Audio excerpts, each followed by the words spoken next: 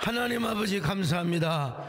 오늘도 여전히 우리가 행복하기를 원하시는 하나님, 오늘도 말씀을 통하여 행복을 우리가 찾고 그 행복에 젖어드는 저희들 되게 하여 주시옵소서. 호산나 성가대 찬양을 아름답게 받으시고 부족한 종을 통하여 주님의 말씀이 잘 전달되게 하나님 은혜를 베풀어 주시옵소서. 하나님, 이렇게 꽁꽁 얼어붙은 강추위에도 예배당에 오신 귀한 분들 주님의 따뜻한 품으로 안아주시기를 바랍니다. 비참한 말걸음들을 채촉하여 주시옵소서. 예수님의 이름으로 기도 올렸나이다. 아멘. 온 땅이 그리고 온 대지가 꽁꽁 얼어붙은 강추위에도 오늘 예배에 오신 여러분들을 주님의 이름으로 축복합니다. 우리 옆 사람 보고 인사 좀 합시다. 주님의 이름으로 축복합니다. 축복합니다. 축복합니다. 예. 저는 50권이 넘는 산문집 목회에 관한 서적들을 냈고 13권의 시집을 냈습니다. 난생 처음으로 지난 목요일에 강남 세빛섬에서 북콘서트를 하였습니다. 난생 처음으로 제가 세빛섬을 처음 가봤어요. 그리고 이 북콘서트 제가 하자고 하는 게 아니라 샘터사에서 김성우 사장님이 하자고. 여러분, 저는 또 약속 잘 지키는 사람이잖아요. 쉽게 약속하고 어렵게 지켰죠. 샘터사에서 딱 보더니 이거 너무 좋습니다. 이거 베스트감입니다. 또 그러면 거기에 그 저자는 또 그 소리가 굉장히 좋잖아요. 이거 북콘서트 하십시다. 베스트셀러로 만들어 봅시다. 저는 북콘서트 한 번 해본 적이 없어요. 저는 아직까지 해본 적이 없습니다. 그리고 정치인들이 북콘서트 가봤지만 너무 축사가 많고 너무 그냥 격려사가 많고 그냥 지루하잖아요. 그래서 이번에는 진짜 순수하게 북콘서트를 한번 준비해보자. 그래서 이제 샘터사가 주관하는 걸로 하고, 실제적으로는 우리 교회가 다 후원을 하고 지원을 하고 모든 멤버가 100% 저희 교인들이었습니다. 신앙송에서부터 또 제시를 작곡한 노래가 있었고요. 처음에 우리 뮤지컬 드라큘라의 주인공인 우리 이명숙 전사의 아들이죠, 박은석 형제가 아주 멋지게 테이프를 끊어 주었습니다. 그리고 이제 김종애 교수님이 주관을 하시고 정호성 시인과 저와의 콘서트 시간을 가졌지요. 연말이기 때문에 외부 손님 전혀 초청하지 않았습니다. 그러나 어떻게 알고 사람들이 또 왔는지, 그런 사람들 때문에 자리가 비좁아서 바깥에서 모니터로 보는 성도들이 많았다고 합니다. 참으로 제가 봐도 참 뭉클한 콘서트였습니다. 특별히 이 시대의 최고의 시인이신 정호성 시인, 대중적으로 할 것 없이 문학적으로 최고의 경지에 계시는 우리 정호성 시인과 또 김종희 교수님과 저와 함께 토크를 해준 그 자리는 저 인생의 어쩌면 클라이막스처럼 느껴졌는지도 모릅니다. 긴장되고 짜릿한 순간이었습니다.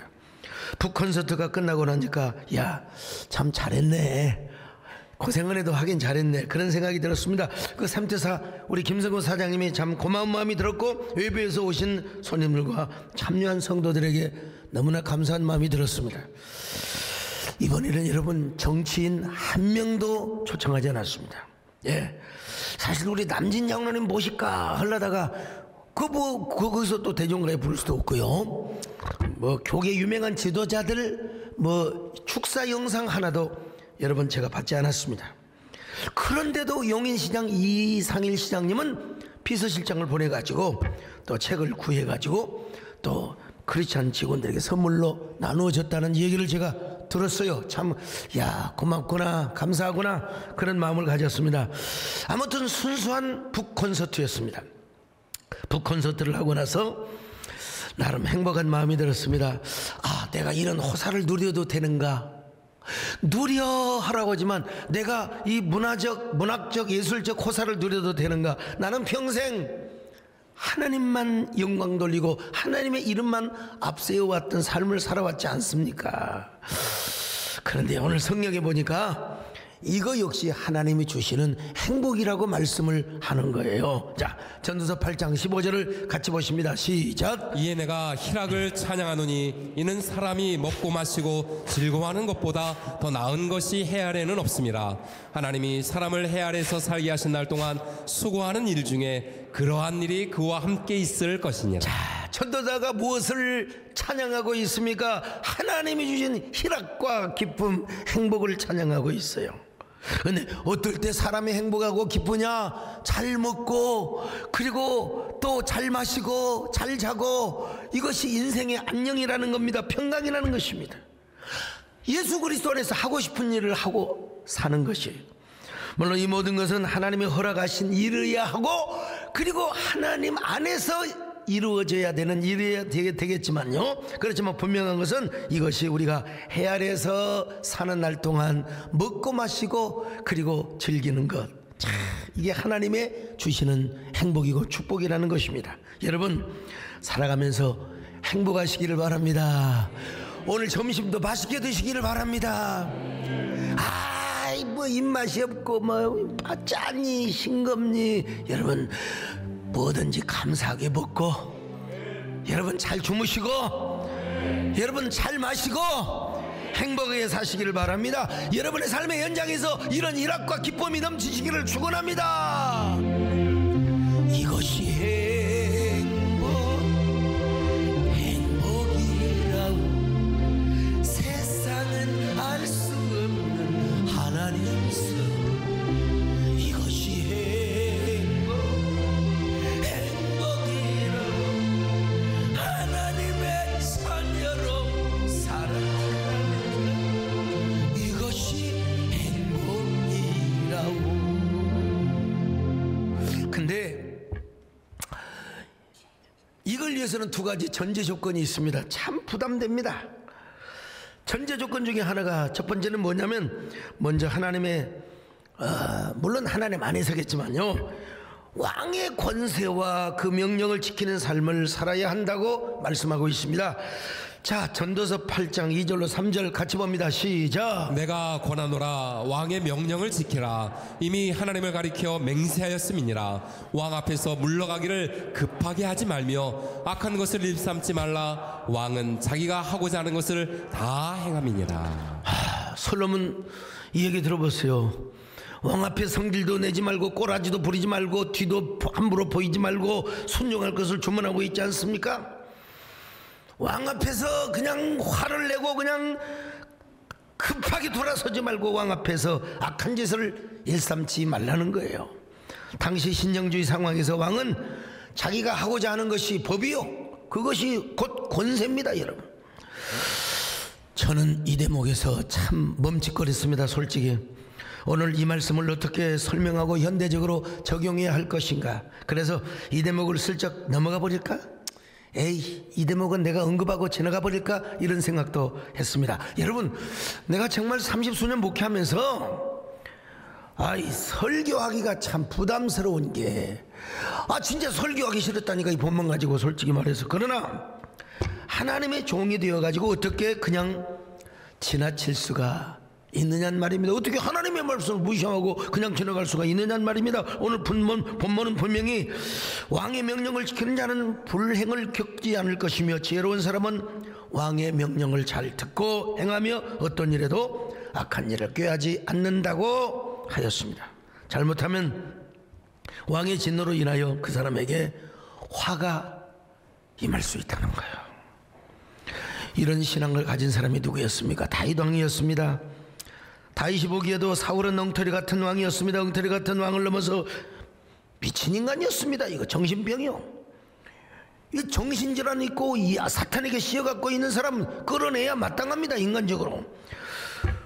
그러니까 이 사울은 백성의 민생을 챙기지 않고 맨날 정적 다윗만 죽이려고 그냥 혈안이 급급했어요. 근데 다윗에게는 사울을 죽일 수 있는 기회가 두 번이나 왔어요. 그냥 죽이면 되는 거예요. 그냥 누워있는 또 똥을 싸는 그 사람 뒤에서 그냥 칼만 꽂으면 되는 겁니다. 그래도 다윗은 사울을 죽이지 않았습니다. 하나님께 기름 부음 받은 자를, 하나님이 세우신 왕을 내가 어떻게 죽일 수가 있느냐는 것입니다. 다윗은 자신이 사울을 죽이지 않아도 하나님이 드시면 전쟁터에 나가서 죽든지 다른 사람에 의해서 하나님의 심판을 받게 될 것이라고 확신을 하였습니다.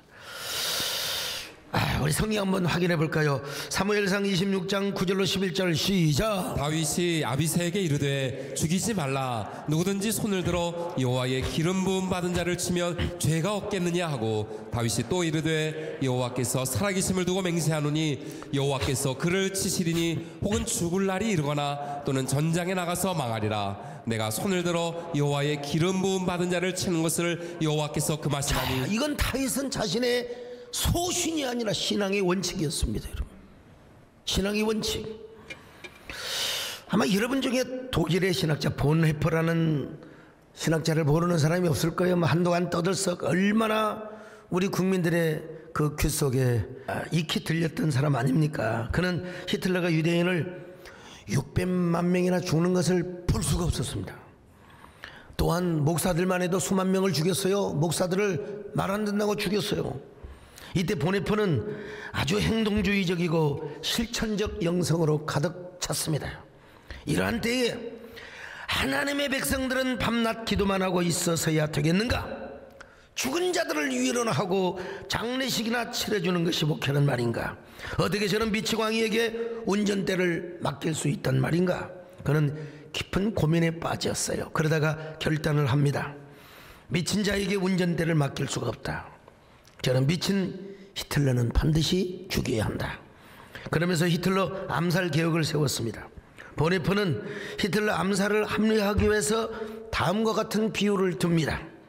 어느 버스 운전사가 술에 만취해서 사람들을 막 치고 다니면서 그런 모습을 볼 때 목사는 어떻게 해야 된단 말인가? 죽은 사람을 연면하여 주고 장례식 집전이나 해주는 것이 목사의 사명인가? 이런 상황에서 목사의 사명은 술 취한 저 운전사를 운전석에서 끌어내야 된다. 끌어내려는 것이다. 여러분, 얼마나 공감이 되는 이야기입니까? 솔직히 본헤퍼의 말은 우리의 경험이나 상식과 그리고 우리의 논리와 딱 떨어지는 내용입니다. 여러분, 얼마나 매력적이고 공감적인 내용인지도 몰라요. 그래서 한동안 우리 사회에 본헤퍼의 말이 얼마나 회자되었는지도 모릅니다. 또한 많은 국민들이 설득을 당하기도 하였습니다. 특별히 본헤퍼의 옥중서신을 보면은 이런 이야기들이 나옵니다. 악이 무제한적 폭력의 격화를 부를 때 진정한 예수의 제자는 악에 대한 저항을 통해 주님의 뒤를 따르는 것 외에 다른 대안이 없다. 그러니 기독교 신앙을 대적하면 악에 맞서 싸워야 합니다. 악의 실체를 적시하여 저항해야 합니다. 그뿐만 아니라 고난을 감내할 용기까지 가져야 합니다. 하나님을 대적하는 악의 화신들 앞에서 우리 그리스도인들은 거룩한 백병전을 펼쳐야 합니다. 여러분, 얼마나 우리에게 정의감을 북돋아주는 설득력 있는 이야기입니까? 그런데 해석하게도 본헤퍼는 히틀러를 암살하지 못하고 그 계획이 발각이 되어서 자기가 먼저 처형을 당하는 불행을 겪게 됩니다. 저부터도 그렇습니다. 저 자신도 그때 성공했더라면 얼마나 좋았을까 하는 마음이 들죠. 그런 독재자는 그런 사람에 의해서 처단이 되었으면 역사가 달라졌을 것이다. 이런 아쉬움이 없는 것은 그 인간의 마음이 아닐 겁니다. 그러나 여러분, 우리가 신앙생활하면서도 이런 일을 맞닥뜨릴 때가 있습니다. 지난주간에 어떤 분과 잠시 면담할 기회가 있었는데 그분이 저에게 목사님, 서울의 봄이라는 영화를 보셨습니까? 나 시간이 없어 못 봤습니다. 그러나 누가 어떤 역할을 하고 누가 어떤 스토리, 장태환 사령관 주인공 한 거 내가 다 잘 알고 있습니다. 그랬더니 목사님이 그 영화 꼭 보셔야 됩니다. 그 영화 보셔야 됩니다. 거기 장태환 사령관이 주연으로 나오는 영화, 목사님, 제가 저의 삶의 철학과 소신이 뭔 줄 아십니까? 저는 장태환 사령관처럼 사는 것이 저의 소신이고 저의 신념입니다. 제가 그랬죠. 집사님, 집사님의 울겁고 정의로운 마음을 나는 높이 평가합니다. 그러나 장태환 사령관이 우리의 삶의 롤모델이 되어서야 되겠습니까? 예수님이 우리의 삶의 롤모델이 되어야지요. 동의하시면 아멘합니다. 여러분, 인간적으로 볼 때 장태환 사령관은 진짜 남자 중에 남자요, 군인 중에 군인입니다. 그러나 인간으로서 아무리 훌륭하다 하더라도 그의 모든 삶이 우리의 롤모델이 되고 구원의 철학이 우리의 소신이 되어서는 아니 되죠. 물론 본받아야 될 것이 있어요. 우리에게 본받아야 할 것이 있지만은 교훈주는 정말 그런 아주 도전을 주는 면이 없는 것은 아니지만, 우리에게 있어서 진정한 롤모델은 누구인가? 예수님이라는 사실을 믿으시면 아멘하시기 바랍니다. 예수님을 바라봐야지요. 예수님을. 여러분, 어떤 일이 있더라도 여러분 인간의 누구를 바라보지 마시고 주님을 바라보시길 바랍니다. 예수님을 바라보시길 바랍니다. 자, 그랬더니 맞습니다 목사님, 제가 예수님을 롤모델로 삼겠습니다.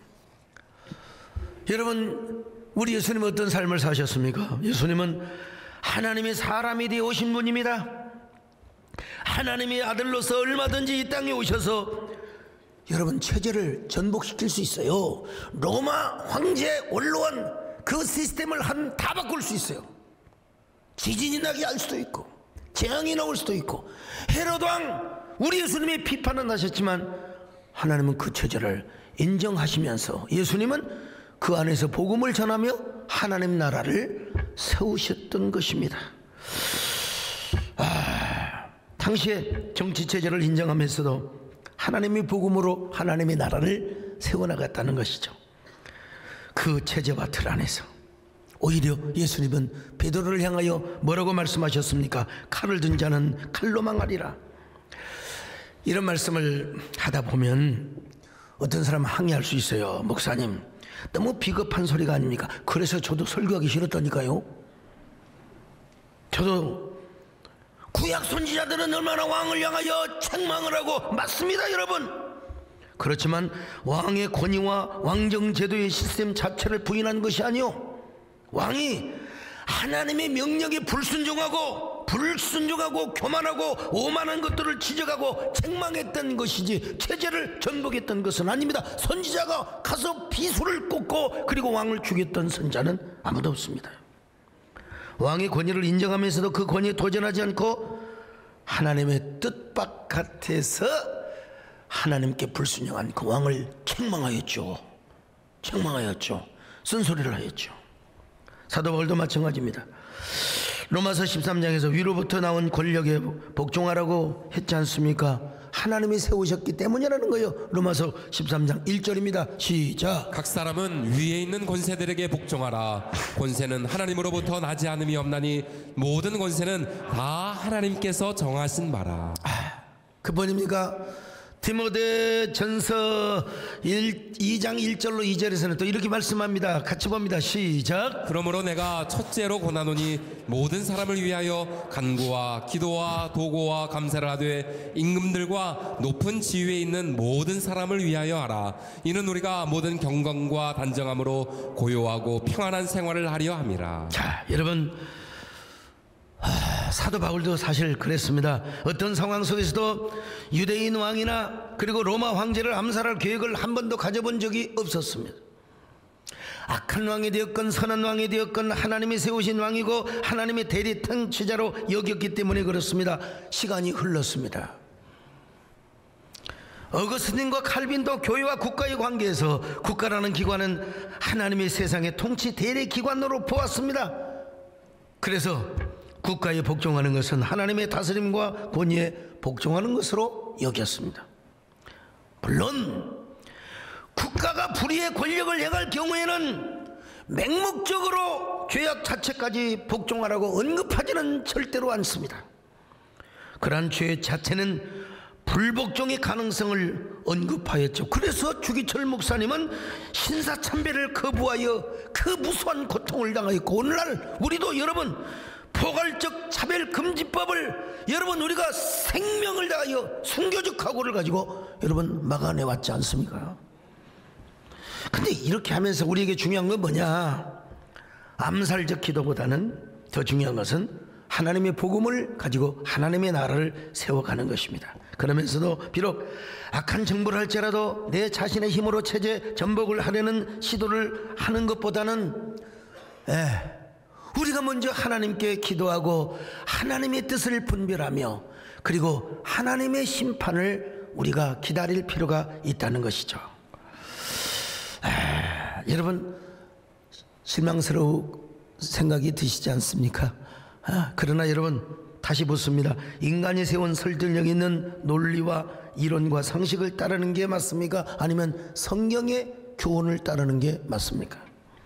물론 하나님께서는 악을 미워하십니다. 우리 예수님도 악을 미워하세요. 그러므로 우리는 악과 싸워야 합니다. 그러나 그 악과 싸우는 것은 신앙적인 싸움이고 영적인 싸움이지, 누군가를 죽이고 누군가를 암살하며 싸우라는 말은 성경에 언급하지 않습니다. 물론 전도서를 기록할 때 솔로몬은 왕정제도의 배경에서 기록한 것도 사실입니다. 예수님도 왕정제도 속에서 하나님 나라의 복음을 전했고 사도 바울도 마찬가지입니다. 그런 점에서 오늘날의 현실과 조금은 다른 측면이 있어요. 있는 건 사실입니다. 오늘날 우리는 민주주의 제도 속에서 살아가고 있죠. 그러나 한동안은 독재 정권 속에서 살아갈 때도 있었습니다. 그러나 국민들의 단결된 힘과 저력으로 민주주의 제도를 이루고 마침내 대한민국의 봄을 이루게 된 것 아니겠습니까? 그렇다고 모든 국민들이 나서서 독재자를 처단한 것은 아니었습니다.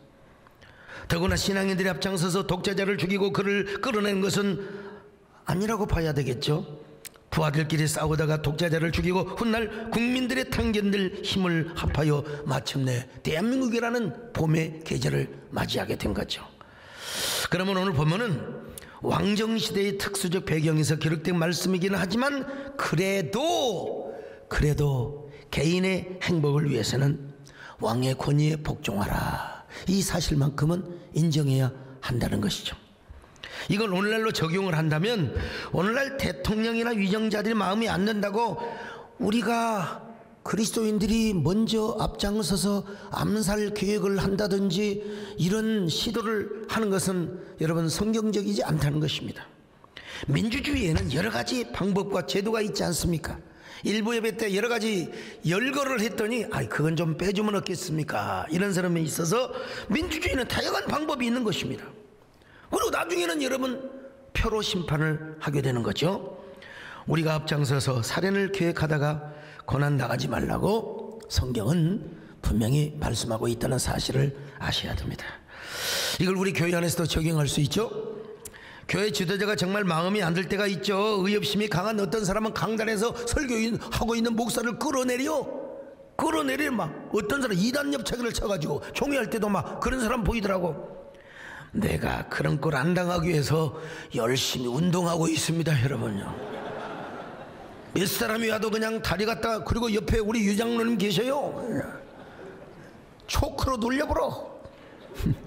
여러분 어제 영하의 날씨, 이야, 산에 올라갔더니 저 철봉에 고드름이 그냥 붙어 있더라. 고드름이. 그 고드름에 철봉을 붙들고 제가 여러분 턱걸이를 10개를 보통 때는 20개 하는 게 그 얼음을 붙잡고 10개를 했습니다. 왜? 끌어내리지 그거 안 당하려고 여러분 말이죠. 여러분 그런 사람들 치고 잘 되는 사람 하나도 없어요. 다 지가 지풀에 죽습니다. 하나님의 심판을 가혹하게 받아요. 그래서 솔로몬은 계속 이런 말씀을 하고 있습니다. 전도서 8장 7절로 8절 같이 봅니다. 시작. 사람이 장래일을 알지 못하나니 장래일을 가르칠 자가 누구이랴. 바람을 주장하여 바람을 움직이게 할 사람도 없고 죽는 날을 주장할 사람도 없으며 전쟁할 때를 모면할 사람도 없으니 악이 그의 주민들을 건져낼 수는 없느니라. 여러분 인간이 할 수 있는 게 어떤 의미에서 하나도 못해요. 아무것도 못해요. 바람을 멈추게 합니까? 죽는 날을 정합니까? 체제를 자기 마음대로 전복을 합니까? 다 다 그런 얘기입니다, 여러분. 그러므로 솔로몬은 우리의 개인의 행복을 위하여 순례대로 살아라. 지나치게 의로워도 알려도 하지 말고, 지나치게 지혜롭기도 하지 말고, 지난주 드린 말씀 아닙니까? 영리로 살지 말고 순리대로 살라는 거요. 이것이 뭐냐? 지혜자요. 지혜자의 얼굴은 어떻게 되느냐? 광채가 난다는 겁니다. 광채가. 여러분, 그런 얼굴에는 분노와 사나운 모습이 보이잖아요.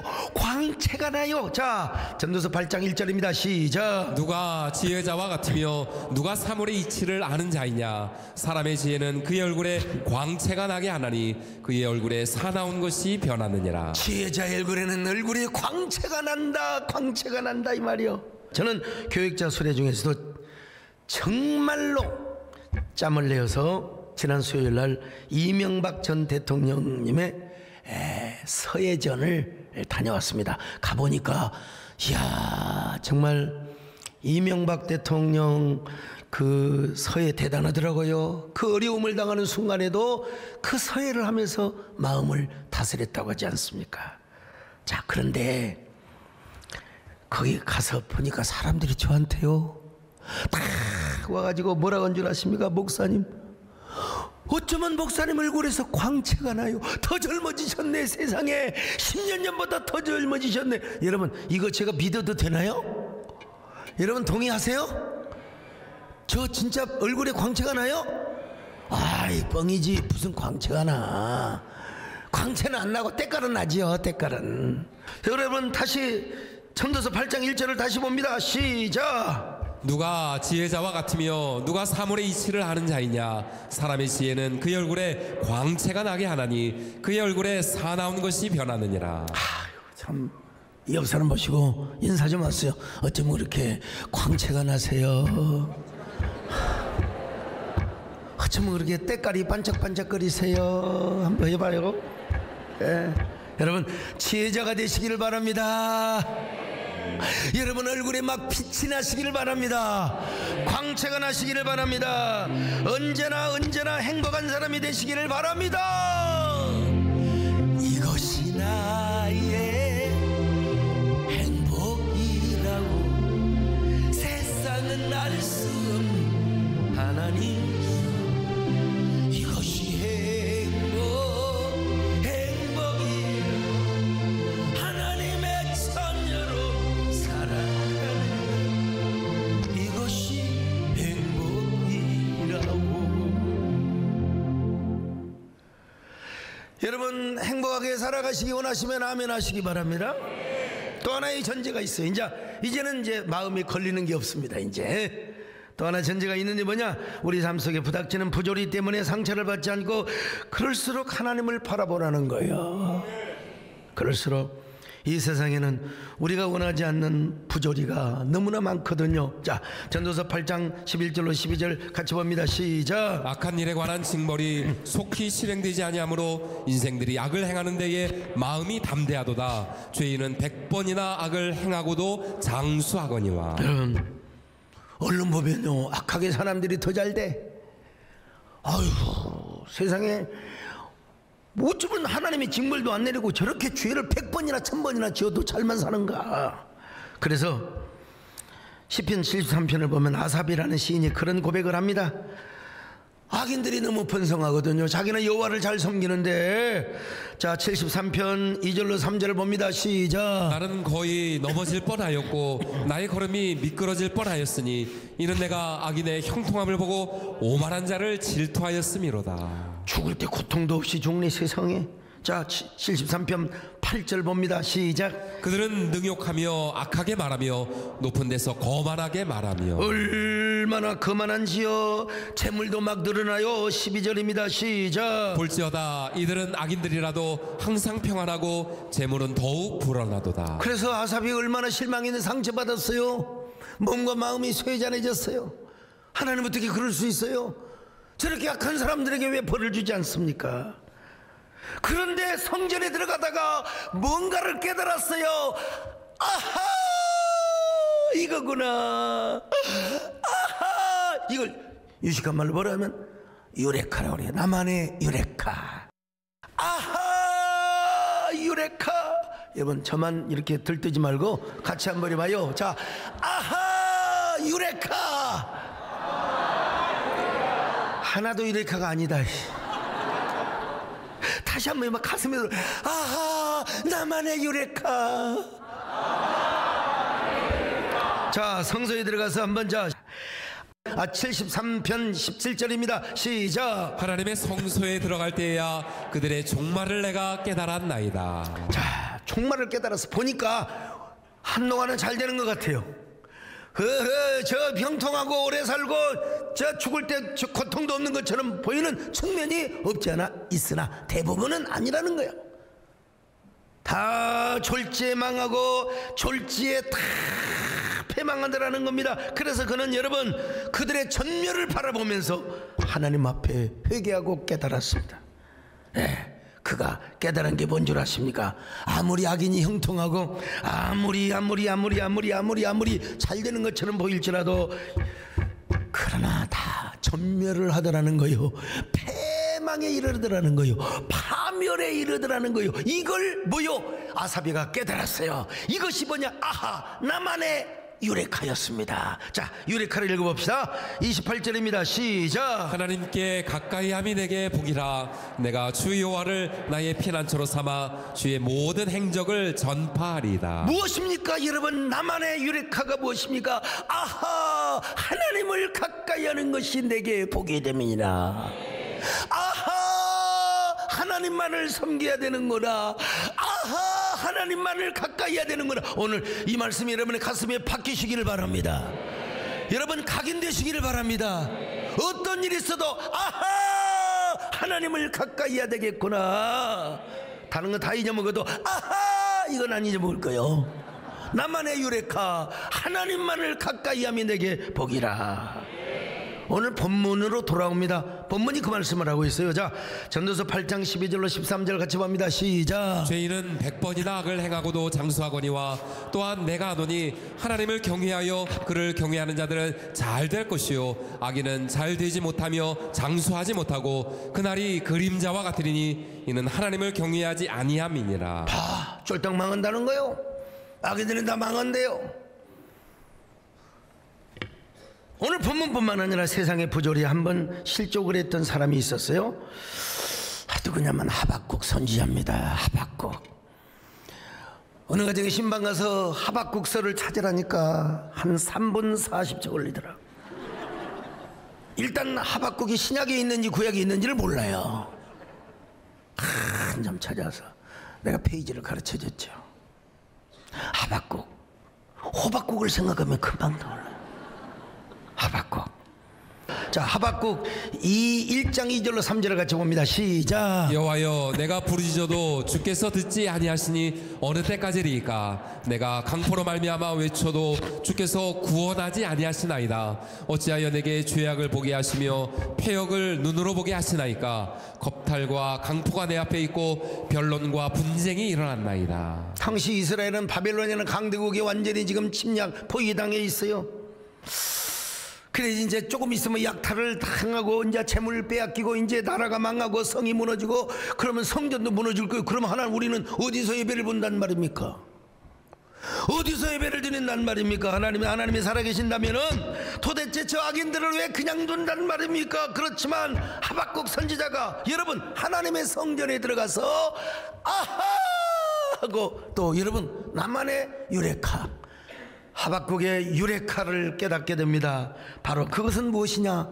오늘 한번 읽어볼까요? 하박국 2장 4절입니다. 시작. 보라 그의 마음은 교만하며 그 속에서 정직하지 못하나 의인은 그의 믿음으로 말미암아 살리라. 그래 믿음으로 말미암아 살리라. 할렐루야. 뭐 세상이 요란하고 별짓거리 다 있어도 의인은 오직 믿음으로 말미암아 살리라. 이것이 하박국이 깨달았던 나만의 유레카였습니다. 믿음으로 살리라. 믿음으로 사시기를 축원합니다.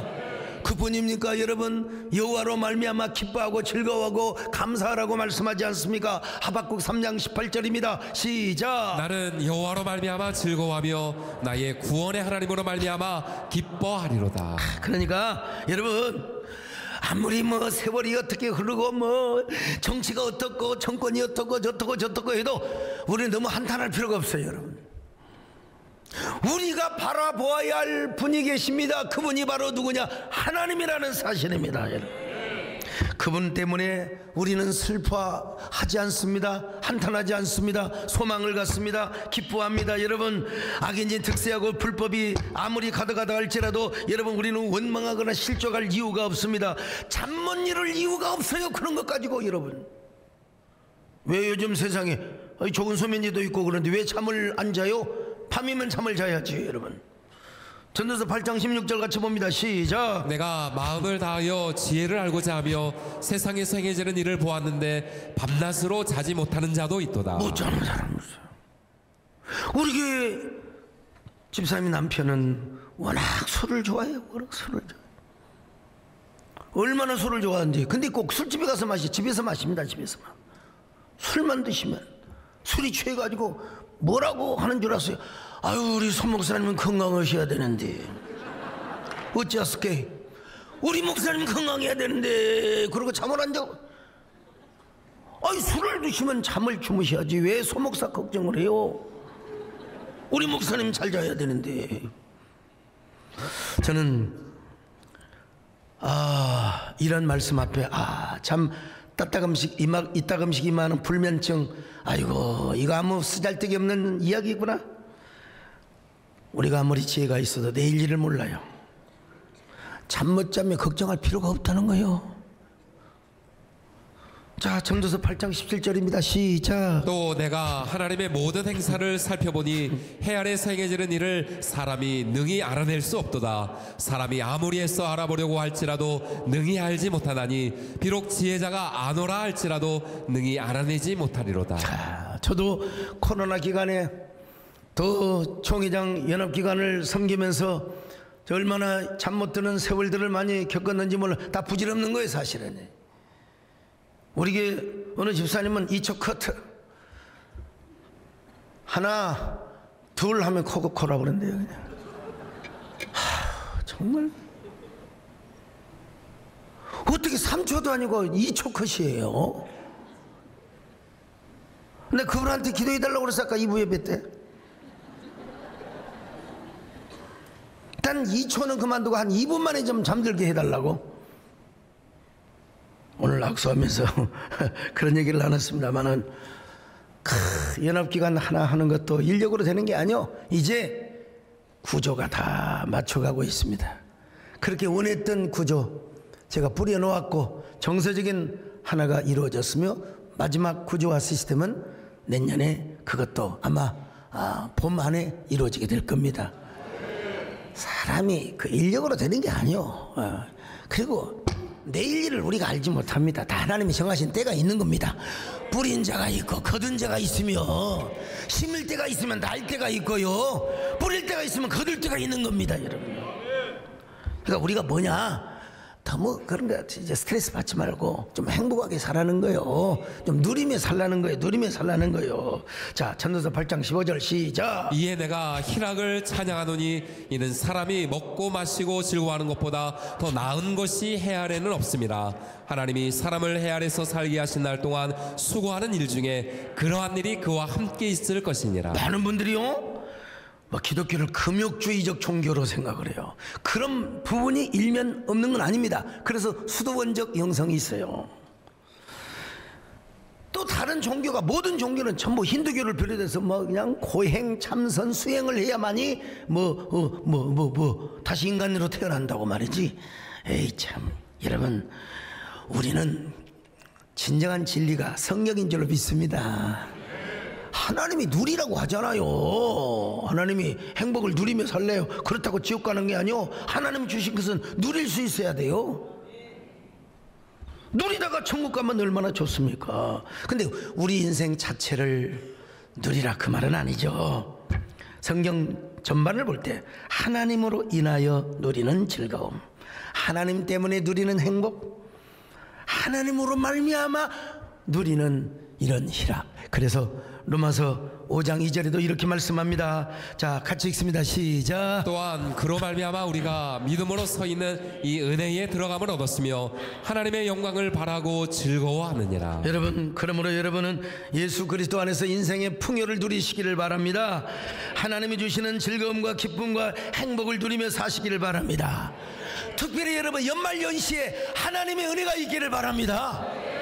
절대로 사고 없기를 바라고요. 여러분, 뭐 눈이 와도 미끄러지지 마시기를 바랍니다.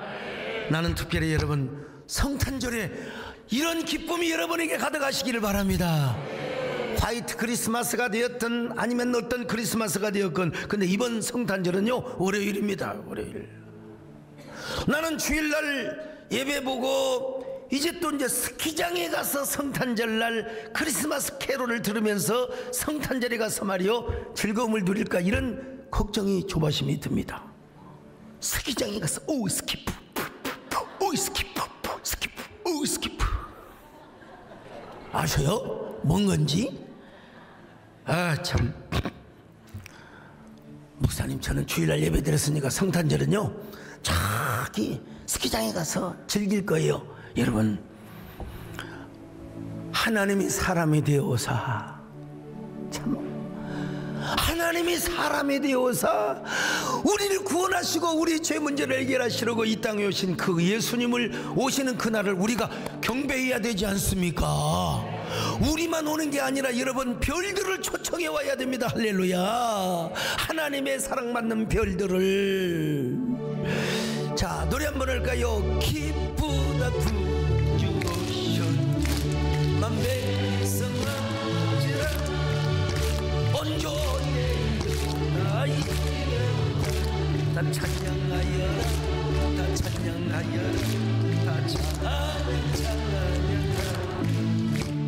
구세주 탄생했으니 다 찬양하여라. 이 세상 만물 다 화답하여라, 다 화답하여라, 다 화답하여라. 성탄의 기쁨을 누려. 성탄절에 별들로 초청받는 분들에게는 아주 귀중한 선물이 준비되어 있을 겁니다. 우리 초청 주일에 초청하지 못했던 분들, 또 우리 별과 같이 빛나야 될 분들, 우리 손잡고 같이 오셔서 성탄의 기쁨을 누릴 수 있기를 바랍니다. 특별히 연말과 연시에 정말 새해에 이 세상 최고로 행복을 누리는 저와 여러분 되시기를 주님의 이름으로 축복합니다. 이것이 행복이라 세상은 알 수 없는 하나님 손. 이것이 행복이라 하나님의 자녀로 살아. 이것이 행복이라고. 주님, 나는 얼마나 주님 안에서 행복을 누리며 살아가는 사람입니까? 주님이 말씀보다는 이념과 세상의 논리에 치우쳐서 살았던 사람은 아닙니까? 먼저 우리가 주님의 말씀을 붙잡게 하여 주옵소서. 주님의 감동을 먼저 따르게 하여 주옵소서. 이 세상의 어떠한 부조리와 어떠한 그 악에도 불구하고 우리는 먼저 하나님을 붙잡게 하여 주옵시고 하나님과 가까이 하는 행복을 누리게 하여 주시옵소서. 우리 함께 한 1분 동안 간절히 기도를 하십시다. 왕에게 순종하는 것도 다 우리의 행복을 위해서, 다 우리의 평안을 위해서 솔로몬을 통하여 우리에게 주신 말씀입니다. 물론 우리는 불의와 싸워야 됩니다. 악과 싸워야 됩니다. 나 우리 손으로 사람의 피를 흘리고 사람을 죽이는 일은 우리는 다시 생각해 봐야 됩니다.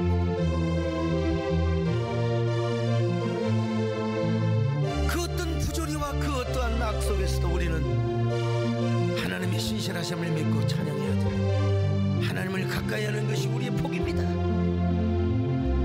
주여, 그 복을 붙잡게 하여 주옵소서. 그 복을 따라 살게 하여 주옵소서.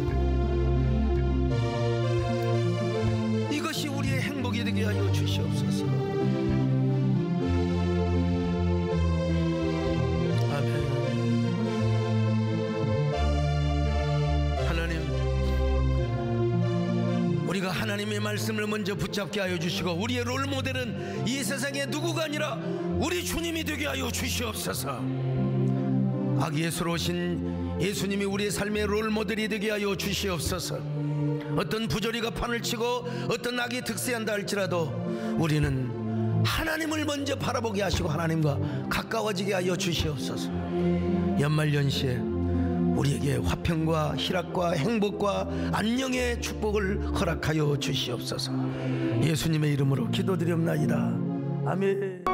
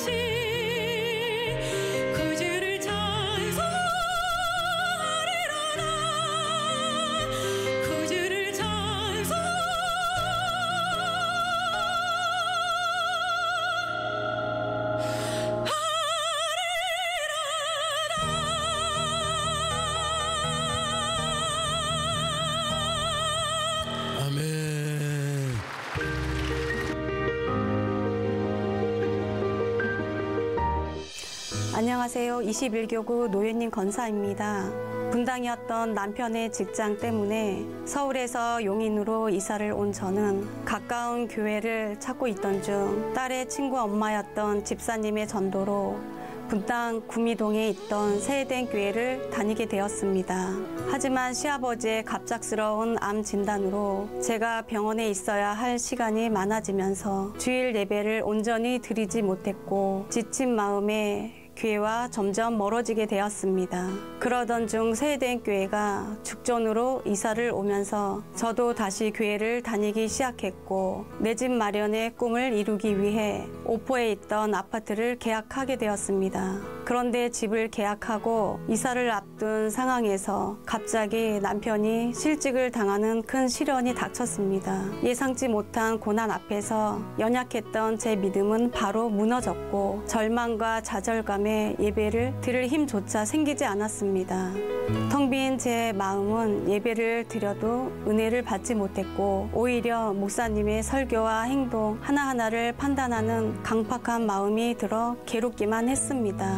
그런데 철야 예배를 드리면서 하나님 잘못했습니다. 하나님이 사랑하시는 목사님을 제가 감히 판단했습니다. 용서해 주세요. 라는 기도가 나오기 시작했고 철야 예배가 끝난 후에도 긴 시간 동안 기도의 자리를 떠날 수가 없었습니다. 그리고 하나님이 주신 감동으로 그 뒤에 바로 유년부 교사를 섬기게 되었고 직장을 다니면서도 전도의 자리에 나가 사명을 감당하기 시작했습니다. 몸은 힘들었지만 전도와 예배의 자리는 늘 제게 은혜가 되었고 목사님의 한 말씀 한 말씀을 놓치지 않으려고 집중했습니다. 하지만 교회와 전도의 자리에 있는 시간이 늘어나면서 남편과의 갈등이 시작되었고 경제적 상황도 점점 나빠지면서 마음의 부담감이 생기기 시작했습니다. 결국 저는 전도 총무를 맡은 지 2개월 만에 직장 때문에 사명을 내려놓을 수밖에 없었습니다. 올해 초 저는 전도 총무를 내려놓고 다녔던 직장을 12년 만에 그만두게 되었습니다. 그런데 교구 목사님이 마치 기다리고 있었던 것처럼 전도 총총무를 권면하셨습니다. 하지만 저는 직장을 그만두고 휴식이 필요하다는 생각과 부담감에 계속 거부를 하였습니다. 그런데 자꾸 마음속으로 주가 일하시네라는 찬송이 계속 떠올랐고 하나님을 신뢰하는 마음으로 전도 총총무의 사명을 감당하게 되었습니다. 12년 동안 직장 생활을 하면서도 늘 제게는 하나님께 빚진 자의 마음이 있었습니다. 그래서 담대한 마음으로 남편에게 전도 총총무라는 사명을 감당하고 싶다고 말했고 불안한 마음으로 남편의 반응을 기다리고 있었습니다. 그런데 신기하게도 남편이 흔쾌히 동의를 해 주었습니다. 게다가 뚜벅이었던 제가 무거운 전도 물품을 들고 다니며 힘들어하는 모습을 보면서 기쁘게 전도하라면서 선뜻 자동차를 사주었고 물질로도 후원을 해 주었습니다. 과거에는 상상조차 할 수 없었던 남편의 변화에 어리둥절했지만 남편을 통해 하나님이 일하시고 계신다는 것을 확신할 수 있었습니다. 부족하고 연약한 제가 전도 총총무를 감당하게 되자 21교구 목사님과 전도사님 그리고 많은 교구 식구들이 한마음으로 제게 큰 힘이 되어 주셨습니다. 그리고 하나님은 많은 전도의 열매로 저희 교구에 큰 은혜를 주셨고 저는 모든 것을 하나님께 맡기고 전도의 사명을 감당할 때 온전한 평온을 주시는 하나님의 은혜를 알게 되었습니다. 올해 하나님이 제게 주신 약속의 말씀을 붙잡고 기도했던 제 삶의 중심에는 사명이 있었고 소광석 담임 목사님의 말씀이 있었습니다.